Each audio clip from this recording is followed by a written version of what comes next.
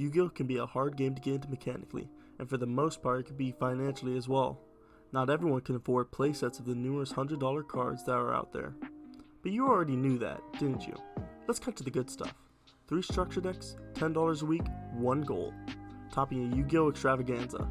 Can we do it with a deck considered to be rogue? This is Soulburning on a budget.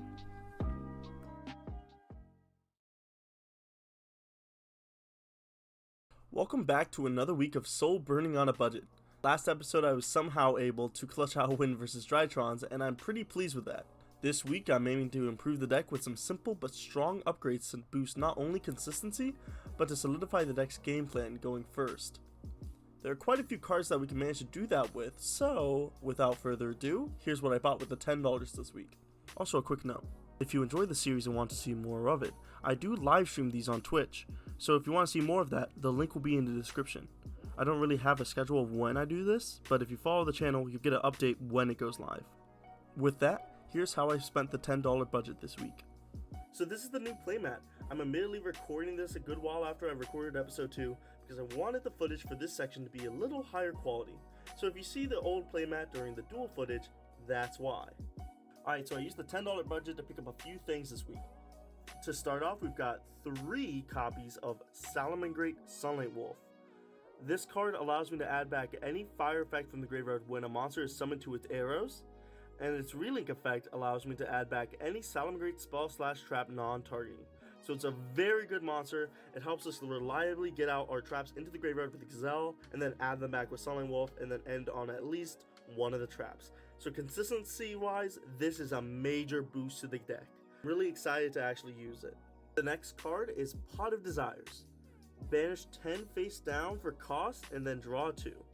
This is great for the deck as you don't want to use Pot of Extravagance or Prosperity because you really want to keep your extra deck. And Salamangreat decks usually have a bunch of hand traps, usually like 9 going second cards. So if you can get the 1-ofs out of the deck, which we can reliably do with Miragestallio and Balelynx, we can reliably get a draw 2 after that, which is really good. Next is the Parallel Exceed package. 3 Parallel Exceed and 1 Bagooska the Terribly Tired Tapir. If I'm being honest, I almost 100% would choose Abyss Dweller over this now, simply because I think it's better in this metagame. Everything uses the graveyard in this meta. If you didn't know, Parallel Exceed is a level 8 Cyberse effect monster that reads, if this card is special summoned by the effect of Parallel Exceed, its level becomes 4 and its original attack and defense becomes halved.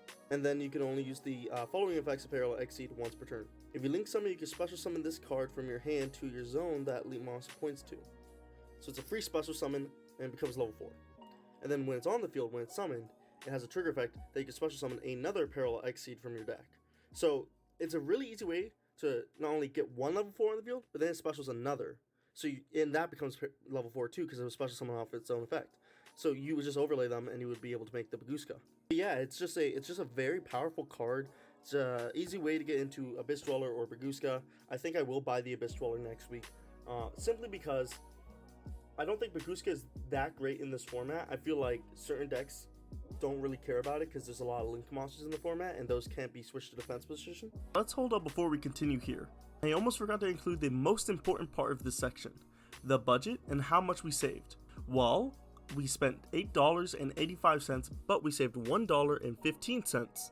This will transfer over to next week's budget and I'll have $11.15 to buy singles with. I feel like I'll have enough room to get plenty of cards to boost consistency and overall contribute to the game plan of the deck. Okay, resume. Alright, that being said, let's get into the deck profile. Alright, here's the deck profile. To start off with the 3-ofs, we have 3 Salamangreat Foxy. This card is generally a really good extender. It's a level 3. If you have Spinny and Foxy in hand, it's a 1-card way to get to Sunlight Wolf with 1 card set, and that's at the very least. So if you have other cards in hand like an Ash Blossom, if you have a Rage or a Roar, you send the other trap and you have that, and that's great. Next up, we have 3 Salamangreat Spinny. Generally your best extender. It's a level 3, so it's good for Miragestallio. If you overlay it for Miragestallio, it's counted as Exceed material, so it doesn't get banished because it never technically left the field. So that's really good. Next up, we have 3 Salamangreat Mole. If we've linked summoned this turn, we can special summon this card to a zone our link monster points to, which is very good. Also, if we have no monsters on the field, we can use its Pot of Avarice effect to draw 2, which I think is very good if our opponent clears our board and we need something for the follow-up. Next up, we have 3 Salamangreat Meer. This is a discard 1 Salamangreat to special summon itself, so it's a free link material. Not ideal. Normally, you don't really want to be playing Mole or Meer, but we have what we have, and so they're here to stay for however long until we get more main deck cards that we actually want to use. Next up for the 2-ofs, we have 2 Salamangreat Fowl.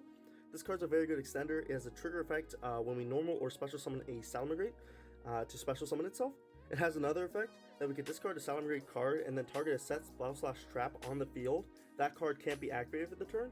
Even if the chain it doesn't really matter, because the only time I see myself really wanting to activate this effect is when I want to have another one of my extenders in graveyard. So it's just another decent way to get an extender in grave if that's all I have and I can't like normal summon or anything.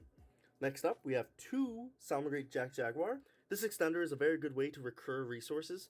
Say we have 1 Jaguar in the grave and then 1 Sunlight Wolf on the field, and we relink the Sunlight Wolf. Well, we don't want to run out of our Sunlight Wolves for the mid game or the grind game or anything. So we want to shuffle it back with the Jaguar and summon out the Jaguar. Next up, for the 1-of monsters, we have 1 Salamangreat Gazelle. It's limited to 1, can't really do anything. But now that we have Sunlight Wolf, this gives us a way to get our traps in graveyard. And if we already have the traps in hand, we just get any of our extenders that we need in the graveyard. Normally, to get it out, you would send a Salamangreat card off of Sign of Mining, and then you would add Gazelle on resolution. You would trigger the Gazelle's effect in hand to special it, and then you go for there. But seeing as we don't have Sign of Mining yet, the only way we can really get it out is if we have a rank 3 Miragestallio, and then activate its effect to summon the Gazelle. So having the Miragestallio allows us further access to our Gazelle, seeing as we don't have Sign of Mining, so it's really good. Okay, on to the generic 3-of monsters. We have 3 Ash Blossom and Joyous Spring. It's a hand trap, very basic, hits everything, it's very nice. Next up, we have 3 Dogoran the Mad Flame Kaiju. It's a Kaiju, it helps us clear our opponent's board. It's not as useful in this metagame, but it is a Kaiju, so it will come up sometimes. Next up, our 3 Parallel Exceed. I already explained what this card does. It's just a very easy way to get a rank 4 on the field. For the spells, for 3-ofs, we have 3 Pot of Desires. This is our draw spell. I already explained what it does. It's just a very easy way to boost our consistency with the deck. Then we have 3 Will of the Salamangreat. This is a monster reborn on every turn. Onto the 1-ofs, we have 1 Salamangreat Circle and 1 Salamangreat Sanctuary. We're only playing the 1 Circle because it is limited, and it's just basically a second Gazelle or a second extender if we already have Gazelle. And the 1 Sanctuary because you don't really want to draw it. It's a brick, and you can just get it off of Balelynx anyways. So that wraps up the spell cards. On to the trap cards, we have the 3 Roar and the 3 Rage. I think it's a very basic inclusion. Normally you want to be playing 2 Rage, 2 Roar, or even just 1 of each. And I think this is the correct ratio as for now, as we just need a way to fill our deck with useful cards, and I think these are more useful than any other extender we could have just put in. Side deck, nothing has changed. It's still the 3 Threatening Roar, 3 Break Off Trap Hole, and 3 Gozen Match. Gozen Match is actually a good card, so if I know I'm going first, I'm going to side it in over the Kaiju. Okay, the extra deck for the Salamangreat Link monsters, we have 3 Heatleo, 3 Sunlight Wolf, and 3 Balelynx. These are our useful Link monsters. Balelynx gets you the field spell, Sunlight Wolf gets you anything from grave, be that a fire effect monster or any of the traps, is good. Heatleo is just a very easy way to beat over stuff. So normally you just want to play 2 Heatleo, but we don't really have much we could just put in the extra deck, so a 3rd Heatleo doesn't hurt. For the generic Link monsters, we have 2 Flame Administrator and 2 Duelittle Chimera, because I don't have anything else I can really put in their place. I'm going to replace these soon enough. It's just that they are here until something else comes up. And then for the Exceed monsters, we have the 1 Miragestallio and the 1 Bagooska, the Terribly Tired Tapir. Bagooska I already talked about. Miragestallio gives us access to any extender we need, be that Gazelle, be that Jaguar, any of them. It's a rank 3, so it's very easy to overlay any of our given extenders, like Foxy, Spinny, or Gazelle. It's just a very easy way to get access to whatever we need in our deck. So that wraps up the list. I think it's a pretty solid 40 card list for now. It's not the greatest, but it's what we have. It was a $10 budget this week, and so I feel like this is better than most of what we could have gotten. So yeah, I'm going to show off a few combos in just a second. Alright, so I'm going to show you guys a 2-card combo. If you have Foxy and Spinny, it gets you full combo. So to start off our combo, we're going to normal summon the Foxy without using its effect, link it off into Balelynx,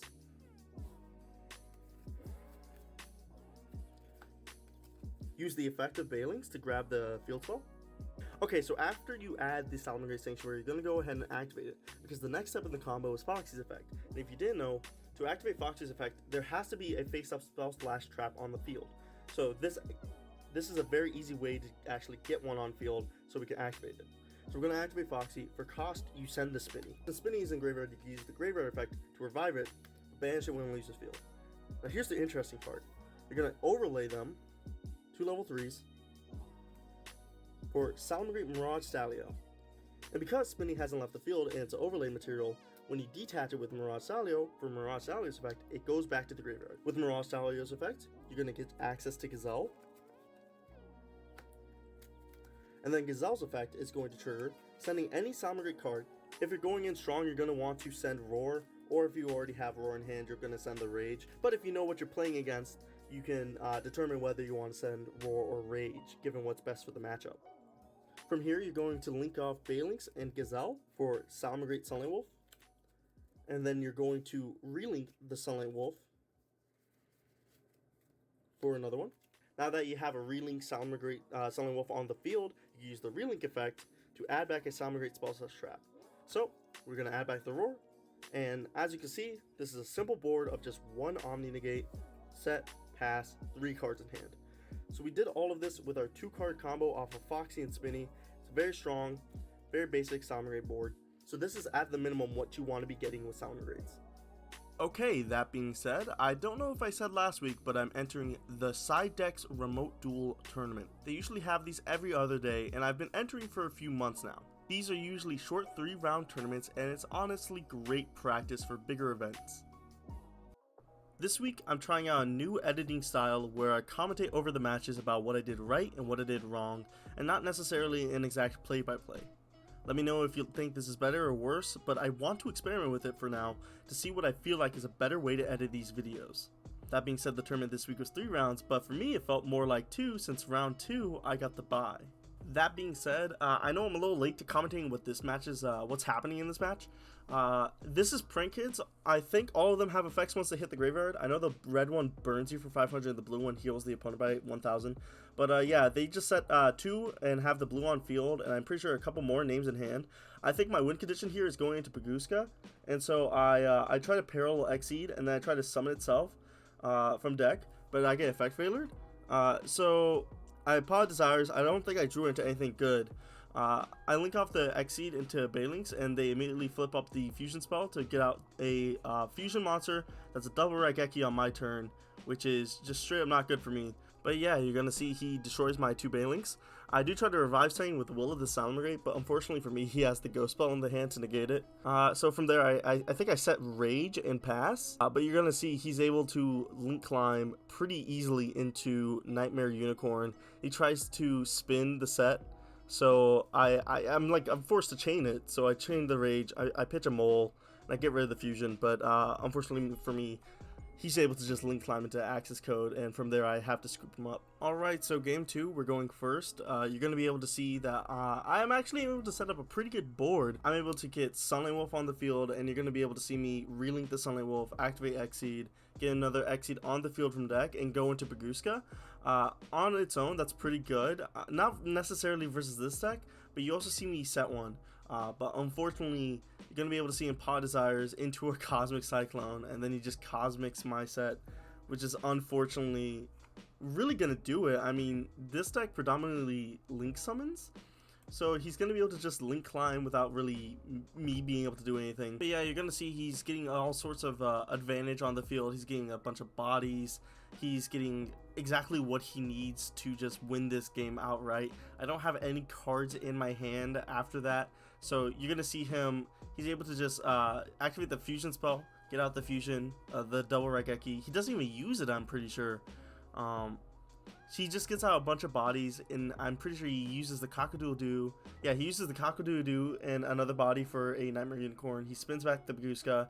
He goes into Axis Code Talker with another body and the Nightmare Unicorn. Boosts the Axis Code Talker up to 5,300, and then I'm pretty sure he just hits me for 5,300 and passes turn. I draw, and I'm honestly just not able to see a way to continue the game, so I just have to scoop him up from there. Round 3, we're playing against Dinos, and honestly, this guy has some really innovative deck building choices after the ban list. He's not playing Scrap Dinos, but he wins the die roll. You're gonna see him Fossil Dig for a Misk, and then you're gonna see him, I believe, Foolish. Yeah, he Foolishes for a Giant Rex, and then he normal subs the Ovi, and I shit you not, he searches Sabersaurus. So I'm thinking, like, what is this guy playing? I thought he was playing the structure decks at first. But yeah, you're going to see through the effects of Oviraptor and Baby, he's able to just turbo out 2 rank 4s. His choices were Abyss Dweller and Evazar Dolka. So it's 2 monster negates and a quick effect detach, so I can't use graveyard effects. So he activates the effect, and I Kaiju over the Abyss Dweller because it's going to be really bad follow-up for the next turn. So you're going to see eventually I'm going to be able to get to a relinked Sunlight Wolf, and I just set 1 pass because I set the Rage, so I'm able to pop 2 on his turn. So the goal is to, you know, get past those monsters that I can't beat over with popping them with that. But you're gonna see he summons a Megalo Smasher, so on that I just like pop the 2. He gives me a token with under the other monster zone from the effect of Lost World. So he goes to the battle phase, he tries to swing over and protects it with Lost World, pops a Baby to get a Soling Oviraptor, and then he punches over my Sunlight Wolf. I should have protected it. For some reason I just straight up didn't. But yeah, this is where you're going to see some very interesting choices. He's playing like a Link Spider. He's playing Bujin Amaterasu to get the Misk back, I'm pretty sure. It's just like a very interesting choice of like what to play post Misk being at 1. Now real quickly I want to pause here just so I don't gloss over this before the gameplay footage continues. So his board consists of Link Spider, Baby Ceratosaurus, the Bujin Xyz monster, and the dinosaur boss monster, Ultimate Conductor Tyranno. So if you don't know, Ultimate Conductor Tyranno reads, once per turn during either player's main phase, you destroy 1 monster in your hand or field, and if you do, change all face-up monsters your opponent controls to face-down defense position. This card can attack all monsters your opponent controls once each. At the start of the damage step, if this card attacks a defense position monster, you can inflict 1000 damage to your opponent, and if you do, send that defense position monster to the graveyard. So this is what I'm having to play through. It's a very strong way to just Book of Moon all of my monsters, just set them all face down, and if you didn't know, face down monsters cannot be used as link material. So it's pretty scary for Salamangreat because all we want to do is link summon. Okay, let's resume with the gameplay. So to continue, I use Pot of Desires to draw 2, and you're going to see that I actually get Salamangreat Circle of all things. Funny that I didn't banish it. With Circle I pick out Foxy, and Foxy activates, I believe, Rage, Parallel Exceed, and Mirror. I pick up the Mirror, and then I just link 1 into Balelynx, I activate Will, I bring Balelynx back, and I just link 2 into Sunlight Wolf. I relink the Sunlight Wolf, and I set 1. I try to add back the Salamangreat Circle, but I unfortunately get Veilered, so I have to just pass with a set Rage. In the standby phase, I was a little scared of Misk, so I used Rage. To this, they changed the Bujin Xyz monster's effects to special a level 4 or lower from hand. So they special summon the Oviraptor, and on resolution, I just pop it. I pop Oviraptor and UCT with Rage, but Oviraptor is an if. So they're able to do Chainlink 1, Lost World, Chainlink 2, Oviraptor, despite it being in the graveyard.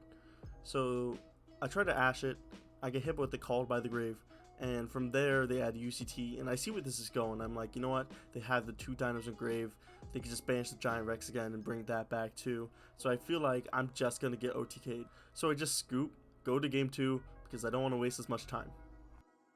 Game 2, I'm going first, and honestly I see a pretty broken hand. I think I would be able to actually combo off and make a board. However, as you can see soon enough, on my normal summon I get hit with Parasite Paranoid, which equips onto my Mole and makes it an insect. So I just kind of have to pass there after thinking about it for like a minute. So they start to combo off, they get the Megalo Smasher, they normal the Petite. they're able to pop the Petite in my Mole with the trap card engraved, and from there they're able to link into Link Spider, hard summon the UCT, and they hit me for about 4,500 damage. On my turn I summon the Gazelle, I send the Rage. On resolution I get hit with the UCT, but luckily I had Will of the Salamangreat, and from here I'm able to just combo off. I get the X-Seed on field. This will allow me to just make Bagooska. It helps me grind out the match. So I set a Roar and I pass. They're able to grab a Misc with Fossil Dig, but it doesn't really matter. All they can really do is just pass at this point. And so on my turn, now that the Roar is live, I switch Bagooska to attack. I just start trying to combo off, and they do activate the UCT. I Roar, negate it, and I'm able to just snowball a ton of extenders onto the field, and eventually I'm able to kill them, I'm pretty sure. Yeah, I get the Jaguar, I get the Foxy, and I just kill them with that. Game 3, they're going first, and they open a card called Contract with Dawn 1000. This is a very weird card that states when this card is activated, both players lose 1,000 life points, and if they do, each player draws one card. All cards that are drawn while this card's effect is applied must remain revealed. While a player's spell card in their hand is revealed by this effect, that player cannot normal summon / set monsters. You can only activate one Contract with Dawn 1000 per turn. Yep, that card is a gimmick. I think it's a very weird inclusion for dinos. I don't know the synergy, but as you can see, they have the means to make a rank 4, and so they're gonna make a Abyss Dweller here. Oddly enough, it doesn't really impact me because I have a Will of the Salamangreat. So as you're gonna see, I'm going to normal summon the Salamangreat Mole, and I just start link climbing from here. You know, I have Will in hand. Contract with Dawn 1000 didn't do anything to me. The fact that I didn't have any extenders that activate in Graveyard, it just didn't do anything to me. So I make a Sunlight Wolf. I activate Pot of Desires, and you know the pause there was because I was asking him okay, wait, how does this card work? Do my cards stay revealed? And he was like, yeah. So I drew Foxy, I drew Pot of Desires. Desires off of Desires, let's go. But yeah, I just swing over the Dweller and I set 2 pass. He draws return. He tries to do something. I think he activates Lost World, and I just pop it with Rage. And on my turn, I just start link climbing again. I make a Heatleo eventually, and I hit him for some damage. I pass it back to him, and I'm pretty sure he just scoops it up from there. He didn't draw anything important. I think he drew the Dinosaur Trap for turn, and he was just seeing yeah, I can't do anything off of that. So yeah, I mean, we took game 3 of round 3, so that was great. I mean, as far as records go, 1-1 isn't the worst, but ultimately, if I had to take anything out of this week's experience, it's that I need to research the Print Kids cards a little more to see what I could be doing better. I feel like the deck's improved, and that'll only happen more in the coming weeks, so stick around. With all that being said, let me know in the comments if you preferred this episode's editing style more versus last week's. I really do want some feedback about that sort of thing because I'm not the greatest at it. With that out of the way, make sure to like and subscribe, and I'll see you in the next week for another episode of Soulburning on a Budget.